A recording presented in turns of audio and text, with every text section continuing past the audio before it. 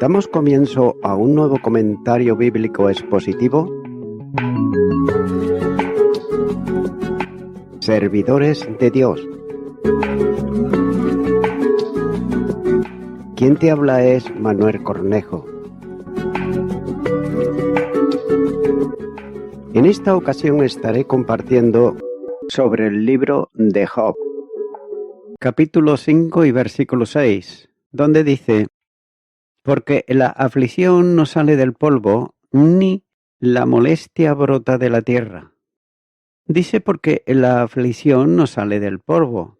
Marguén lo interpreta como la iniquidad, pero la lectura marginal aquí se ha insertado a partir de los diferentes significados atribuidos a la palabra hebrea, ya que esa palabra significa propiamente nada o vanidad.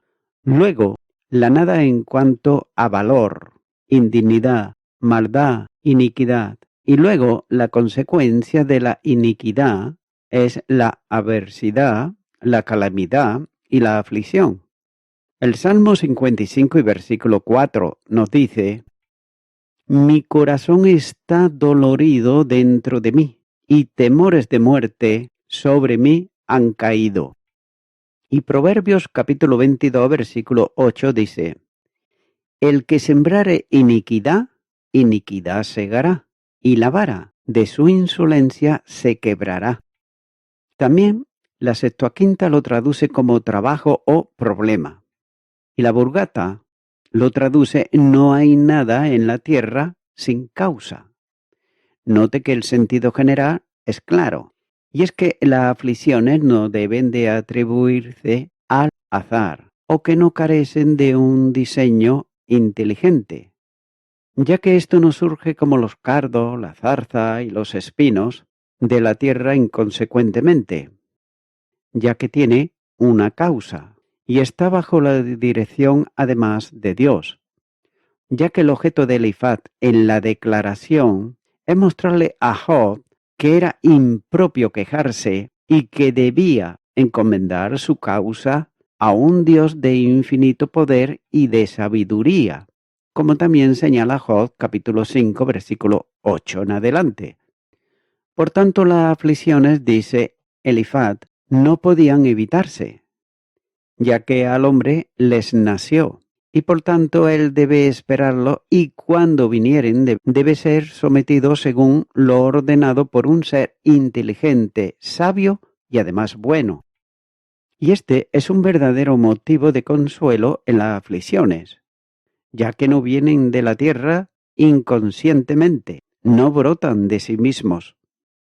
Aunque también es cierto que el hombre les nace y debe esperarlos también, esto es cierto que están ordenados en infinita sabiduría y que siempre tienen un diseño. También dice que ni la molestia brota de la tierra. En la Septuaginta traduce esto como ni la aflicción brotará de las montañas. Continúa ahora con el versículo 7, donde dice: pero como las chispas se levantan para volar por el aire, así el hombre nace para la aflicción. Dice que, sin embargo, el hombre nace para la aflicción. Todo esto está conectado con el sentimiento en Job, capítulo 5, versículo 8 en adelante, ya que el significado es que, puesto que las aflicciones son ordenadas por un ser inteligente y puesto que el hombre nace para los problemas, como las chispas, vuelan hacia arriba. Por lo tanto, es sabio encomendar nuestra causa a Dios y no quejarnos en contra de Él. Marguén traduce y dice que o a mano de obra. La palabra aquí significa más bien problemas o aflicción que trabajo. La sensación es que, tan cierto como el hombre nace, tan seguro es que tendrá problemas. Se deduce de la condición de nuestro ser, tan ciertamente como que los objetos inconscientes seguirán las leyes de su naturaleza, que las chispas ascenderán. Note que esto parece tener elenco proverbial, y sin duda fue considerado como un sentimiento universalmente cierto. Y es tan cierto ahora como lo era también entonces, porque sigue siendo la gran ley de nuestro ser, ya que ese problema ciertamente viene tarde o temprano, ya que los objetos materiales obedecen las leyes de la naturaleza que Dios le ha impuesto. Sigue diciendo a medida que las chispas vuelan hacia arriba. Note aquí que esta expresión hebrea es muy hermosa, ya que significa como los hijos de la llama vuelan. La palabra usada significa llama, relámpago. Los hijos de la llama son lo que producen, es decir, chispas. Gesenius comenta sobre esto y dice que extrañamente aquí lo está traduciendo como hijos del rayo, es decir, aves capaces que vuelan tan rápido como el rayo. Pero sin embargo el doctor Gould lo traduce como tribus de aves que están hechas para volar hacia arriba. Por tanto, hay una variedad considerable en la interpretación de este pasaje. También la Septuaginta lo traduce como el joven del buitre. Parece ser que nuestra versión común ha expresado el verdadero significado. Pero la idea no es esencialmente variada, independientemente de la interpretación que aquí se adopte. Y es que a medida que las chispas ascienden o como los pájaros vuelan hacia arriba, siguiendo las leyes de su ser, así es también el problema de la suerte del hombre. Ciertamente viene bajo la dirección de un ser que ha fijado las leyes de la creación inferior. Por tanto, sería sabio que el hombre, por lo tanto, se resignara a Dios en los tiempos en que vienen esos problemas, ya que no debe sentarse y quejarse de esta condición de las cosas, sino que debe someterse a ellas como la ley de su ser, y debe tener suficiente confianza en Dios para creer que lo ordena todo correctamente. Continuar con el versículo 8, donde dice: ciertamente yo buscaría a Dios y encomendaría a Él mi causa. Yo buscaría a Dios. Los traductores han omitido aquí la partícula advertencia, pero, sin embargo, y así, han estropeado por otro lado la conexión, ya que el significado de Elifaz puede ser que es que, puesto que la aflicción es ordenada por un ser inteligente y no brota de la tierra, por lo tanto, él encomendaría su causa a Dios y lo miraría. Algunos han entendido que este significado de Elifaz mismo tenía la costumbre de encomendar su causa a Dios y que exhortó a Job a imitar su ejemplo. Pero note que el sentido correcto es que aquel que considera como consejo dado a Job mirar a Dios porque las aflicciones son el resultado de un diseño inteligente y porque Dios se había mostrado digno de la confianza de las personas. Este último punto de Elifaz procede a argumentar lo que sigue a continuación. Continuar con el versículo 9, donde dice: el cual hace cosas grandes e inescrutables y maravillas sin número. Aquí Elifaz entra en un discurso de la infinita perfección y grandeza de la naturaleza y las obras de Dios, lo cual hace en parte como un argumento para hacer cumplir la exhortación de buscar y encomendar su causa a Dios, como señala el versículo 8.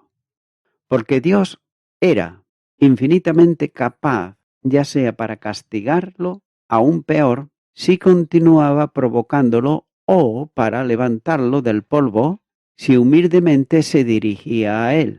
Y en parte, que mediante una verdadera representación de la excelencia y la gloria de Dios y de la desproporción que había entre Dios y Job pudiera convencer a Job de su gran pecado al hablar tan audaz e irreverentemente de él y evitar que volviera a caer en el mismo aborto espontáneo. Sigue diciendo, y maravillas sin número, cosas que no podemos investigar con audacia y curiosidad. En Deuteronomios capítulo 29 y versículo 29 dice, las cosas secretas pertenecen a Jehová nuestro Dios, mas las reveladas son para nosotros y para nuestros hijos para siempre, para que cumplamos todas las palabras de esta ley. Y Romanos capítulo 11 versículo 33 dice, oh profundidad de las riquezas de la sabiduría y de la ciencia de Dios, cuán insondables son sus juicios e inescrutables sus caminos. También podemos observar que, buscando no podemos encontrar. Job capítulo 11 versículo 17 dice, la vida te será más clara que el mediodía, aunque oscureciere, será como la mañana. Tales como no podemos entender completamente, ya sea la obra misma o la forma y manera de Dios de hacerlas o los designios o fines de Dios al hacerlas.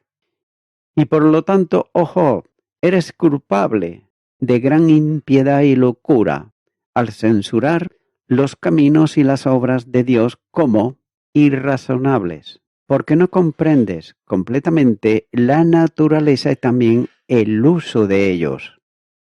Sigue diciendo también este versículo, cosas maravillosas, es decir, las cuales, aunque comunes, como lo son, las siguientes obras y por lo tanto descuidadas y despreciadas, sin embargo, son motivo de asombro incluso para los hombres más sabios.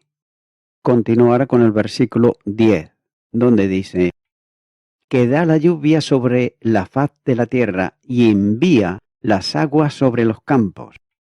Note que en el versículo anterior Elifaz había dicho en general que Dios hizo cosas maravillosas, cosas que son adecuadas para llevarnos a poner nuestra confianza plena en Él.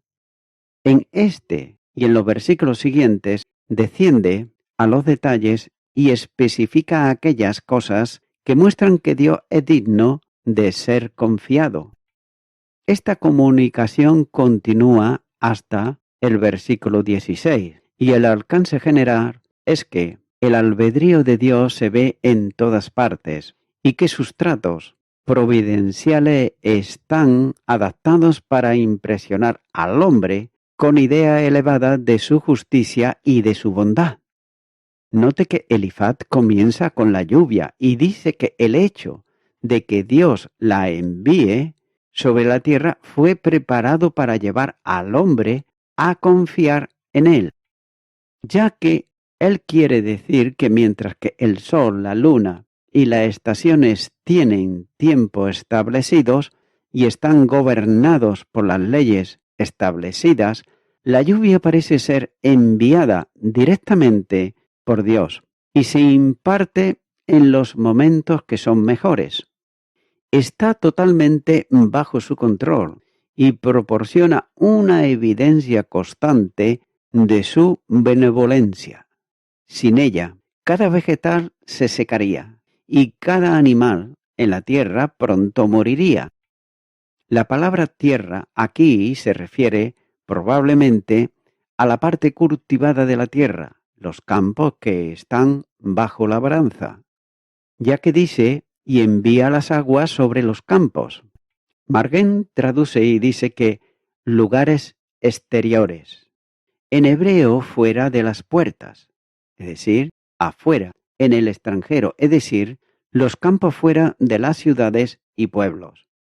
También el Chod traduce los pastos, ya que el significado es que todo el país está regado, y el hecho de que Dios da lluvia de esta manera es una razón por la que debemos poner confianza en Él, ya que está mostrando que es un ser benevolente, ya que contribuye tan esencialmente a la vida humana y la felicidad, y que ningún otro ser, sino Dios, puede causarlo. Continuará con el versículo 11, donde dice que pone a los humildes en altura y a los enlutados levanta a seguridad. O más bien, los que lloran son exaltados a un lugar seguro. El sentido es que Dios hizo esto y que, por lo tanto, había motivos de confianza en Él. La palabra traducida aquí, los que lloran, se turbió o ensució como un torrente. Por lo tanto, andan con ropas sucias, como dolientes llorando, ya que el sentido general de la palabra hebrea, como en el árabe, es ser escuálido, oscuro, sucio, y por lo tanto está denotando a aquellos que están afligidos, que es su sentido aquí. La Septuaginta lo traduce como los perdidos, o aquellos que perecieron, ya que el sentido es bien claro.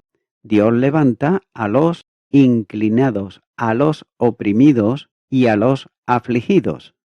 Elifaz indudablemente se refirió a casos que habían estado bajo su propia observación, cuando personas que habían estado en circunstancias muy deprimidas habían sido elevadas a situaciones de comodidad, honor y seguridad. Y eso de una manera que era una interposición manifiesta de la providencia divina. Y a partir de esto, argumentó que aquellos que estaban en circunstancia de gran prueba deberían poner su confianza en Dios. Y a menudo ocurren casos de este tipo. Y una observación cuidadosa de los tratos de Dios con los afligidos sin duda proporcionaría materiales para un argumento como aquel en la que Elifaz se basó en este caso. Continúa ahora con el versículo 12, donde dice que frustra los pensamientos de los astutos para que sus manos no hagan nada. Es decir, los frustra en sus planes o hace que sus planes sean unos planes vanos. Esto también fue el resultado de una estrecha observación por parte de Elifaz, ya que él había visto casos en los que los planes de las personas astutas de diseño e ingeniosas habían sido derrotados y donde lo directo había prosperado y honrado. Tales cosas lo llevaron a creer que Dios era amigo de la virtud y era digno de total confianza. También dice que para que sus manos, es decir, para que ellos, las manos, son los instrumentos por los cuales llevamos a cabo nuestros planes. Dice que no hagan nada, es decir, que no hagan cualquier cosa. Y en el hebreo esta palabra significa correctamente rectitud y luego también ayuda y liberación. Job capítulo 6 versículo 13 dice: ¿no es así que ni aun a mí mismo me puedo valer y que todo auxilio me ha faltado? Por otro lado, la Vulgata interpreta y dice que sus manos no pueden terminar lo que habían comenzado. Y la Septuaginta dice que sus manos no pueden realizar lo que es verdadero. La paráfrasis caldea se refiere a la derrota de los propósitos de los egipcios, que hicieron vanos los pensamientos de los egipcios que actuaron sabiamente o astutamente para que hiciesen mal a Israel, pero sus manos no realizaron la obra de su sabiduría. El versículo 13 de este capítulo dice que prende a los sabios en la astucia de ellos y frustra los designios de los perversos. Es decir, que tomó a los sabios de Faraón en su propia sabiduría y el consejo de sus perversos astrólogos hizo que regresara sobre ellos.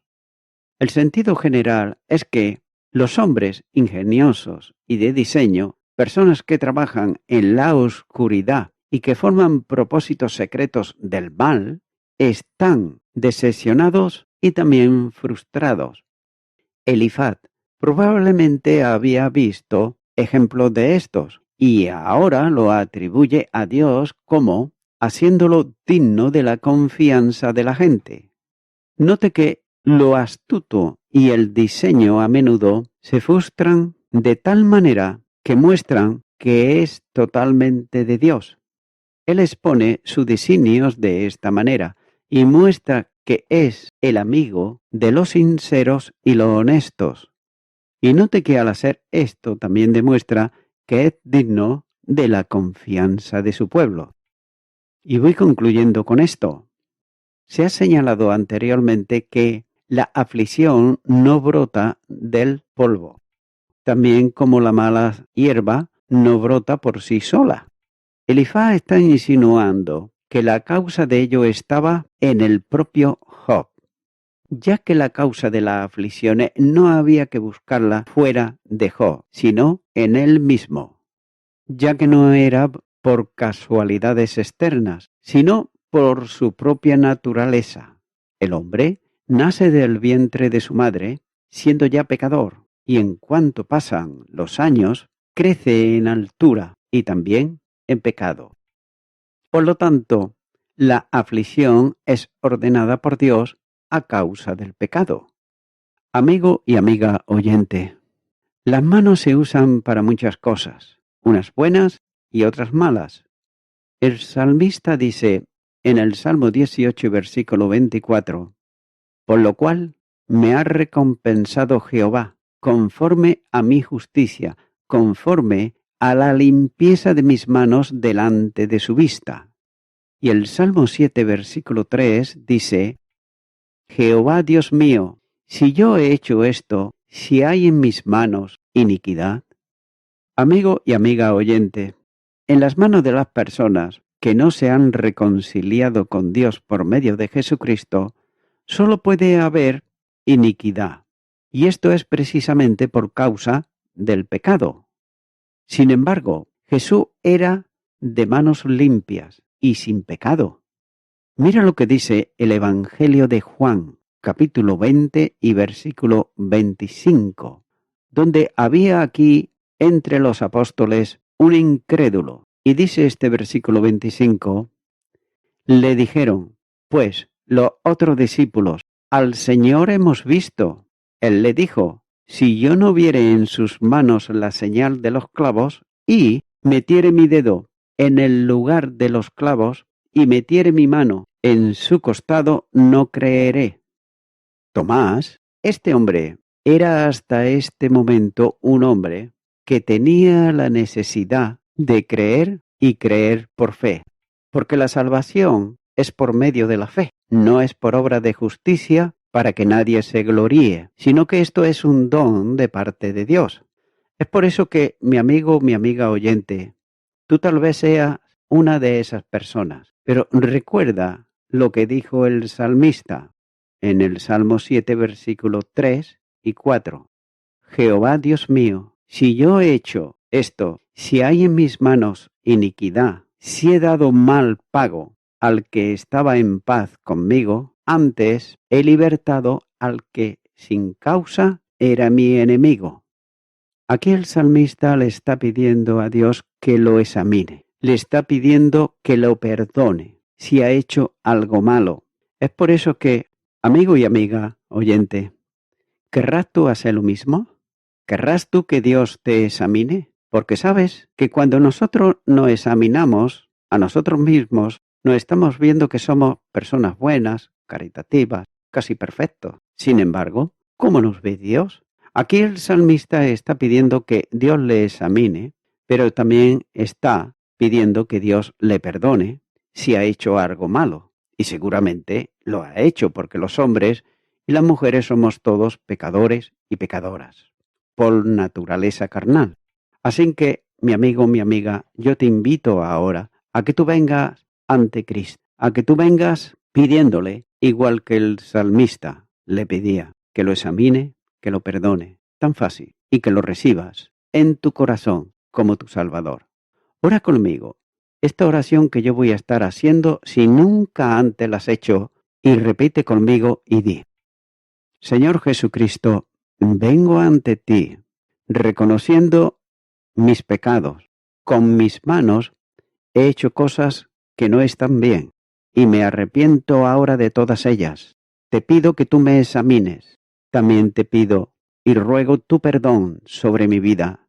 Te abro mi corazón y te acepto como mi Salvador. En tu nombre. Amén.